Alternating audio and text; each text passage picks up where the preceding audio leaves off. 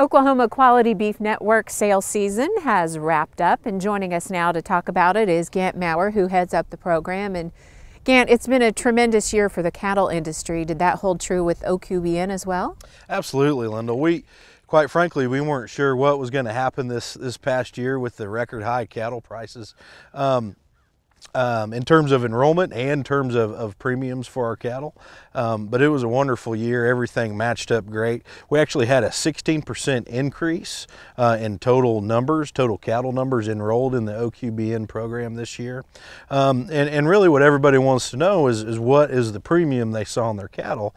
And we saw anywhere between an $18 to $22 a hundredweight premium for those OQBN calves this fall at these fall sales. And for those hearing about OQBN for the first time, just give us a brief overview of what the program involves. Absolutely. So really at its core, OQBN is a communication tool, increasing communication where we can help cow-calf and stocker producers market a product that adds value to them and to the feedlots and packers on up the food chain.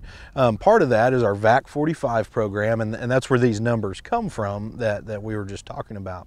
So within that VAC 45 program, those calves have to be weaned for 45 days, dehorned and castrated and vaccinated properly according to one of our protocols. And then myself or your local county agent will come and verify those cattle on the ranch, and you can market those cattle as OQBN VAC 45 calves. And the program's been around for a while. Have those numbers historically been at those percentages that you've talked about? You know, they have. We've actually had this program since 2001 within the state of Oklahoma. This is a record high a premium we've seen in terms of a cash price.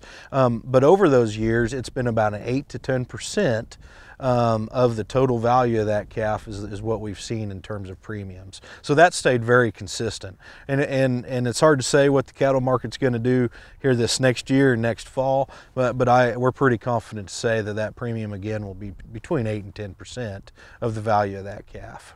With spring calving upon us now, people kind of getting organized and making plans for the VAC 45? Yep, absolutely. Now's a great time. We're starting to calve some of our cows out to get with your veterinarian, get with me, and start looking at those vaccination protocols and what management protocols that you can do on your farm and ranch to qualify for the VAC 45 program. At this point in time, we could be looking at doing a branding vaccination on those lighter weight calves, and maybe starting to castrate some of those bull calves that we have in the pasture. The younger we can do that, the less stress it is on that particular animal.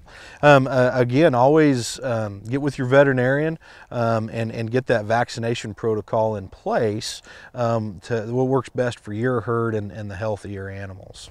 And then in terms of the sales, once the cattle have been through the program, I know you get questions about how that works and what type of paperwork that go along with them and what sales they have to go to. Explain that a little bit. Yep, it's a very easy process. Once you make those management decisions and on the farm or ranch, and we can help you with that along with your veterinarian. There's really some paperwork that has to be filled out, really a two-page document where we verify what you did, when you did it, and what vaccinations you gave, including the lot or serial number on those vaccinations. And again, we step foot on the farm or ranch and see those animals and verify them for that particular producer. Now, Lyndall, the numbers that we talk about are the numbers that we collect at particular sales in the fall of the year. And a lot of producers choose to participate in those sales, but they don't need to. You can market your cattle once verified at any time or place that works best for your operation. And I think a lot of producers don't realize that. We want to do what works best for you and what brings the most value to your operation. So then what is the overall benefit for the buyers? Yeah, absolutely. That's a great question. If they're going to pay 8 to 10% more for these calves, there has to be value there. And the value is the health of these particular animals. They've been weaned off of mama for 45 days. And in some instances, especially when they're bigger, we get up to 60 days that those calves have been weaned. So we increase the health, and really they know how to eat. One of the requirements is that they feed these animals, they supplement them where they can eat at the feed bunk. And so what that allows producers to do who buys these to take them home and they can eat immediately. What we see a lot of times is these lighter animals go straight to wheat pasture. They'll be branded, they'll be wormed, and then they'll kick straight out on wheat pasture for that. So the value is there in terms of health, and really it reduces death loss. Research shows that these programs can reduce death loss anywhere from 3% to about 0.5% through preconditioning programs. So that's really where the value is. And this fall, the value gain was $1.30 to $1.40, and I know that's changed a little bit here recently, but the value was very powerful to the buyers on these cattle. Okay, Gant Mourer, thank you very much. And for a closer look at those numbers Gant mentioned, and to find out more about the program, just go to sunup.okstate.edu.